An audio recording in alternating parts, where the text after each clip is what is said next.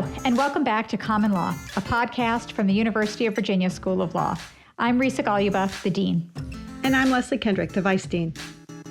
You know, Leslie, we've talked with guests this season about how law and lawyers have changed the world at different points in time, but there's often this tension that we've talked about whether people are using and creating laws to affect change in society, or whether social forces like war and other things affect how we interpret laws that already exist. So is it the case of when law changed the world, or did the world change the law?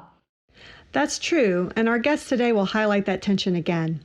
UVA law professor Saikrishna Prakash has written a new book about how and why the American president's powers have evolved and grown over time.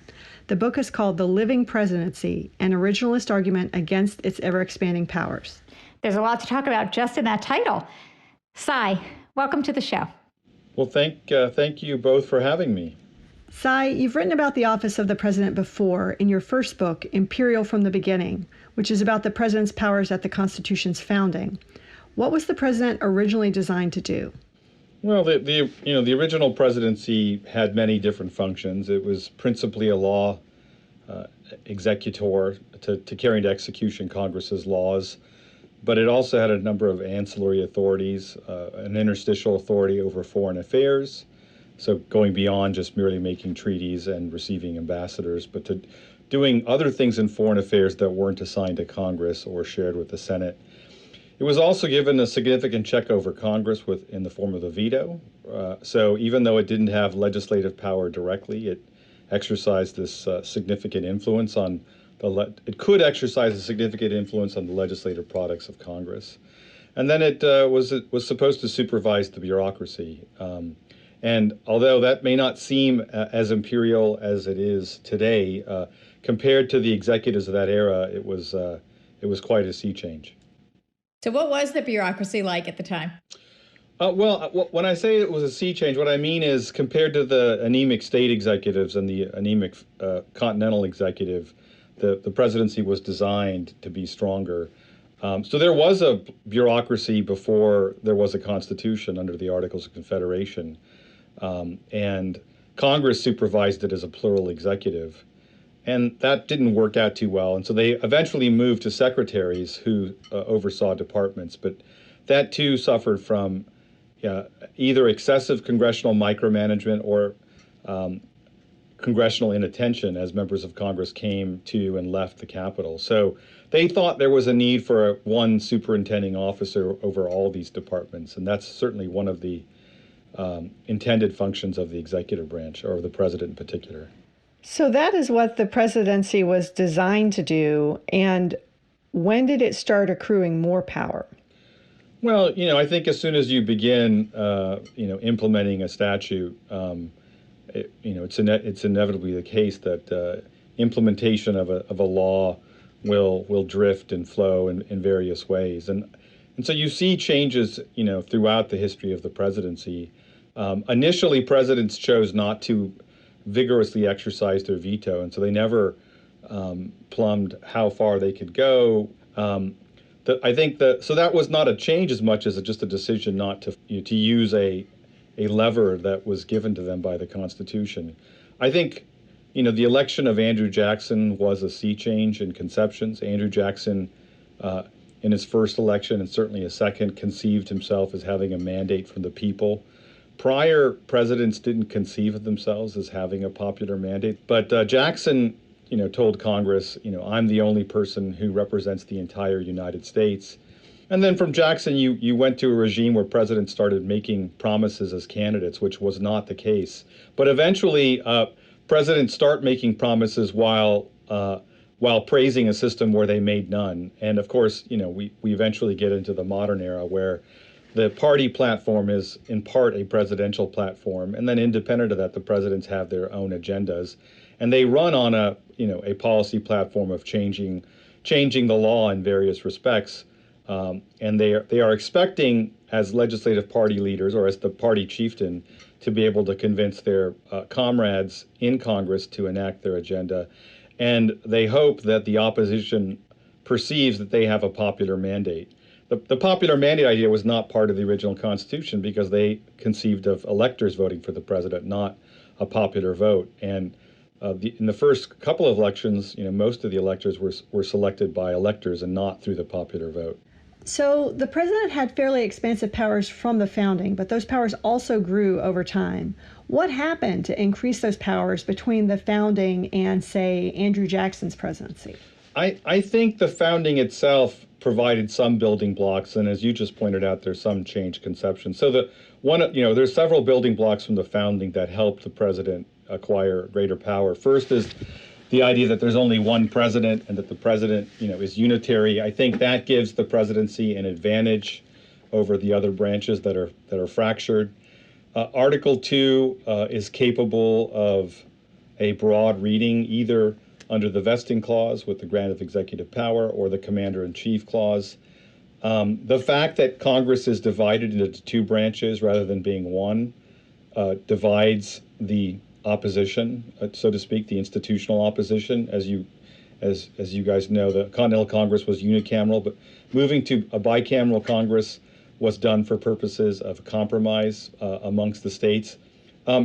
That, of course, means that Congress is divided. Congress is not only divided into two chambers, but it's also divided by party, which again, further weakens Congress. And then I think finally, the president has at his or her fingertips a bureaucracy second to none. And all these institutions are prone to read executive authority in expansive, aggressive ways, in part because that furthers their institutional interest, but also because they identify with the executive branch and wish to see executive power expanded. So it strikes me that you describe really well why the executive power grows in practice, even though it was always available theoretically. But one of the ideas that we talk about in constitutional law is the idea of ambition counteracting ambition. So as the executive branch reaches for more power, how does Congress respond? Well, you're absolutely right, Risa. Madison talks about, ambition counteracting ambition and tying the interest of the man to the place. But he didn't foresee the rise of political parties and therefore couldn't foresee that some members of Congress favor the expansion of executive power when their co-partisan is in the White House, which means that, sometimes their ambitions are furthered by ceding authority to the executive branch, at least temporarily. So it's not so much today that ambition, counters ambition. Sometimes the president's ambition and the members of Congress' ambition dovetail, and so there's no need to check the president. In fact, you are going to defend him. And the opposition party, of course, is likely to oppose the president's agenda and the use of authority to further it.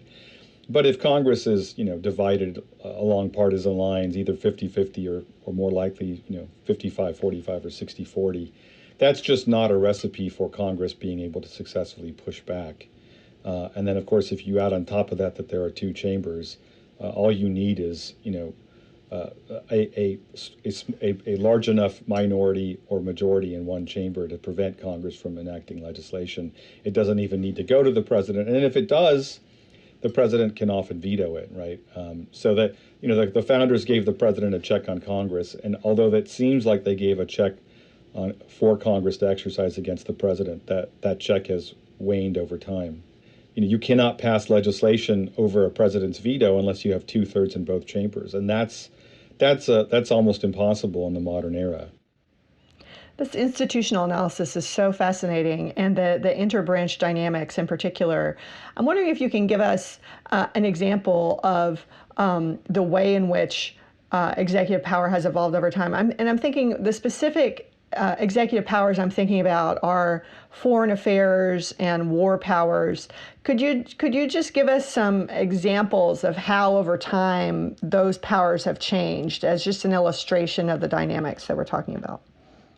Well, for war powers, it's a familiar story. I think at the founding, Congress was given the power to declare war, which was not just the power to issue some document. The power to declare war was the power to decide to wage it.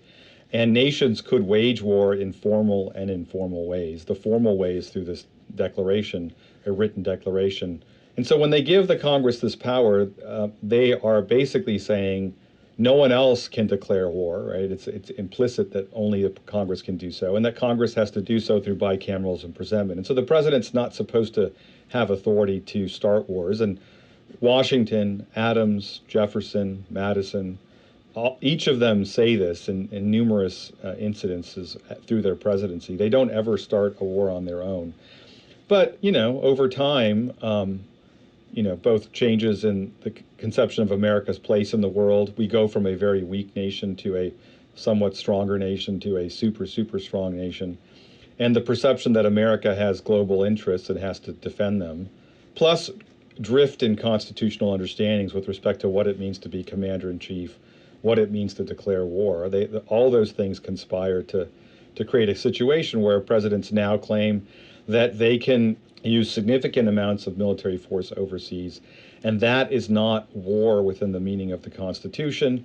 Why is that? Because practice has essentially ceded that authority to the presidents, and the Office of Legal Counsel, the Department of Justice says whatever presidents have done overseas, future presidents can do. That is not war. Whatever presidents have yet to do may be war, and maybe a president can't do that. But of course, that's an unstable situation, because if practice makes the presidency, there really are no permanent limits to the president's capacity to seize still more war powers. And I'll say one final thing.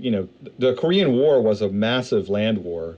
If practice makes the presidency, it appears as if the president can involve the nation in a massive land war involving hundreds of thousands of U.S. troops and thousands upon thousands of U.S. casualties. So even though the OLC claims there's something left of the old regime, not much is. And what do you make of all this, Sai? I mean, this more powerful presidency. Do we need a more powerful president in the modern world? Is this a bad thing, a good thing, a mixed thing? How do you think about what's at stake in this expansion? Well, I'm an originalist, Risa, so I look at it, with some disdain. I don't know what it means to say that the president has to preserve, protect, and defend the Constitution once you say that he can change it by unilateral acts. And that, of course, is the modern doctrine, right? That practice makes perfect. You can amend the Constitution, the executive can, through repetitive acts. And I say in the book, sometimes one act is enough. And this was, said in the 19th century, and there are examples of it in the 19th and 20th century, where one president takes an act and then every successor just cites it. So I think the idea of the executive being bound to law is somewhat illusory if the president and the executive branch itself understands that it can change the law, not through some formalized process, but just by breaking it. We only tend to focus on this when it happens right before our eyes, right? There will be people that oppose it, and there will be people that support it. The president will tend to violate existing legal norms when it's in service of his agenda or the party's agenda. And in that context, they can always expect some party faithful within Congress to come to their defense, which means the attempt to push back is often stillborn, in the sense that if half the Congress and half the country support whatever the president has done, the president's not going to be stopped. It is really interesting. You point out that this is a bipartisan issue. It's a bipartisan dynamic. That is, either party will engage in this when they're in power, and there will always be an inbuilt base of support within the party for that. It's hard for me, being embedded in our society, to take political parties out of the equation. But it seems as though the rise of political parties has had just an enormous impact on this. How do you think all this would look if we didn't have political parties? Or is that just, I can't conceive of it. Can you? Could you explain what that would look like? Well, I mean, that's an interesting thought experiment, and I certainly haven't given it deep thought, but I would suspect we'd still have some of the same things we have now, right? I mean, presidents, seize new authority because they want power and fame, right? That's sort of what politicians want, right? Some people want cookies and other people want toys, and some people want power and fame. I think they face pressure to keep their promises, right? In a regime where they don't make promises, they don't have anything to keep. But if you're making a laundry list of promises, you want to be seen as following through on them, certainly for history's sake, but also for re-election's sake. So I guess what I'm trying to say, Leslie, is there would be other forces impelling presidents forward and other reasons why they would succeed even if we didn't have parties. Parties certainly help. Congress would still be divided, right, even if there weren't any parties, and that would tend to make it more difficult for Congress to check the president. I mean, think of impeachment. Impeachment, is an impossible process, not merely because of parties. You need 2/3 of the Senate. A 2/3 threshold is a structural barrier that exists independent of party affiliation. So you said earlier in response to one of my questions, I'm an originalist, and as you describe this, you talk about the living presidency and compare it to the living Constitution. I wonder if you can say a little bit more about what's problematic in the evolution, both in the presidency and the Constitution, right? Why are you an originalist? What is it about the evolution that you find challenging? So I thank you for that great question, Lisa. I think a lot of people, when they think of the living Constitution, tend to think of rights. And my point is, however bad some people might think the presidency is, or however, expansive it's become in a way that's problematic, there really aren't any limits to how powerful it can become, right? Because if you go back to the founding and you said, can you imagine that the president will one day start wars?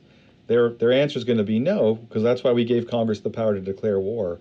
What seems natural to us would have been astounding at the founding, because they just wouldn't have conceived the text being reconceptualized in this way. So, the book is a plea to progressives to think through this, this very important part of the Constitution, and then ask them, what are you going to do to cabin this, or are you really okay with it?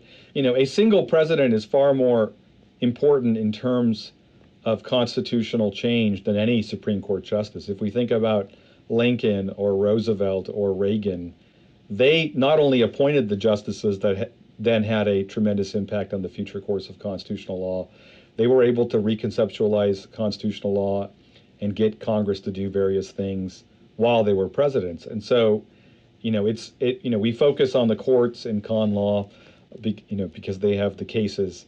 But a lot of the constitutional change is occurring outside the courts, and it's being directed by the president. And so is it a healthy system where, majorities are voting for the president, often without constitutional change in mind, and then the president's able to affect great constitutional change? It doesn't seem like a healthy system to me. So do you think what we have is kind of a hydraulic effect, where because formal constitutional change is so hard, energy for change kind of finds other avenues and it manifests in other ways? I think legal or constitutional drift is inevitable, even if you have a constitution that's easily changed. But B, I totally agree with you that if you make it rather difficult to amend the Constitution, you can expect people to try to amend it in informal ways, because there might be a supermajority for something, but not enough to pass the amendment. They're just going to discover other ways of doing so. And I think that's understandable. I think from the perspective of the founders, they thought they were moving from a system of impossible change, unanimous state consent, to a system that seemed reasonable. And it was from their perspective. It just is not from ours. But having said that, it's also the case that if you have informal constitutional change, you will not make use of the formal system. Would we have a broader scope of federal power, legislative power, written into the Constitution if the court had continually struck down laws as being beyond the Commerce Clause? I would think so. But you don't have to use the system in Article 5 if you can use the other system, right? So you're right. There's definitely some sort of hydraulic pressure. And if you look at the most of the last several amendments, they're really more about housekeeping than they are about the scope of federal power. There's a couple of things there, right? But they're actually vestiges of a previous era, right? That reflect a more cramped sense of legislative power that you wouldn't need to even pass today, given the more capacious conception of legislative power. So, Sai, the picture that you paint is a fairly depressing one. Well, the Constitution created the possibility of these powers, and they weren't initially, all used. But then, as time has passed, more and more have become used, and the institutions that were intended to check the powers have become weaker, and we've added to them, the party system and the popular conception of the presidency that make it harder for them to be exercised. And so, is there something that gives you optimism that there is some mechanism that could change this, or do you see hope for a more restrained presidency in the future, or are you just are you diagnosing the problem but don't see any way out of it? Well, first of all, the book isn't meant to be a downer, and I didn't write it that way, and I didn't write it feeling depressed. It's meant to be at least, mostly descriptive, but there is obviously some sort of normative claim there as well.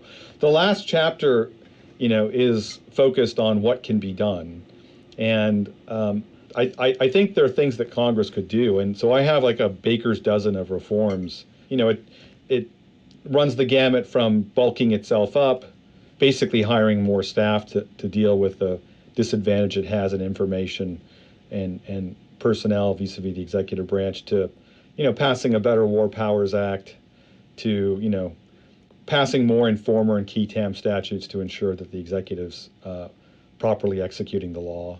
So there's just, I've got plenty of things that Congress could do, and I had the pleasure of testifying before the House Rules Committee a month or two ago, and it was a very interesting experience because there was actually no partisanship in the committee proceedings. Every single member seemed committed to the idea of reining in executive power. They all understood that their institution was weaker, and as I told them, most of you will never be president, so you should not favor executive power on the theory that you will someday wield it, and they, of course, recognize that. I think right now it's the perfect veil of ignorance. No one knows who the next president will be. This is the only time where you can actually think about possibly reforming the presidency. And whether you have to make it effective in 6 months or 4 years to get Donald Trump to sign it, it's better than nothing, right? So there's plenty that could be done, and I think there are some members of Congress, who are thinking about it, and of course there are other members who are fighting trench warfare either for or against the president. Thank you so much, Sai. This has been a fascinating conversation. Well, thank you guys for making it all possible.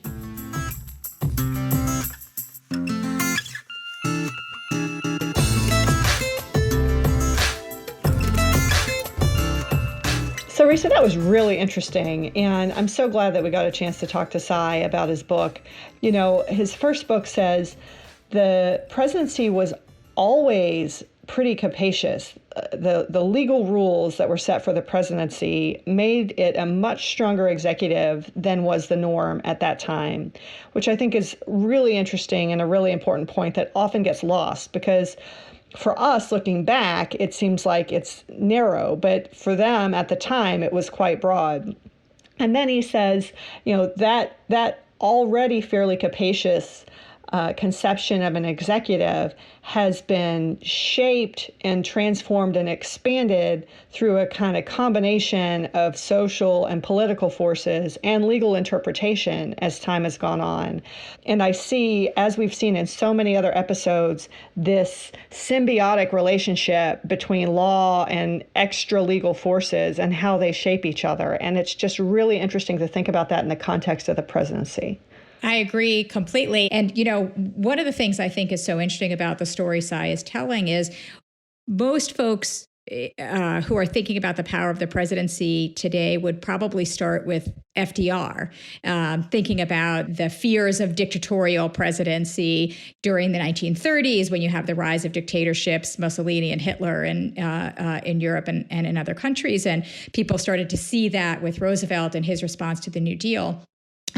But Sai takes us way further back than that, right? He says, no, this isn't just about the powers the president is exercising. It's really about the nature of how the presidency is thought of and conceived of in a larger institutional framework. And he takes you all the way back to Andrew Jackson, right, in the early 19th century.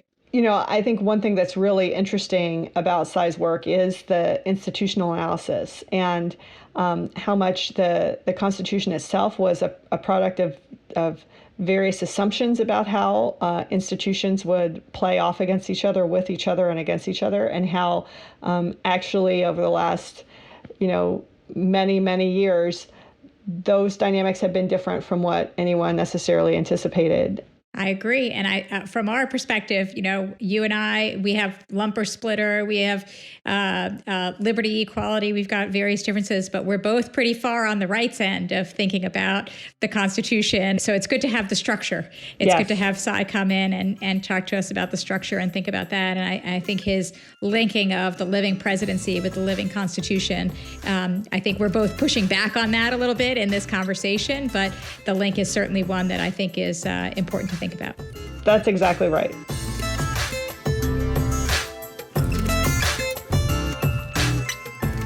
That wraps up this episode of Common Law. We hope you'll join us next time for more stories about when law changed the world and when the world changed the law.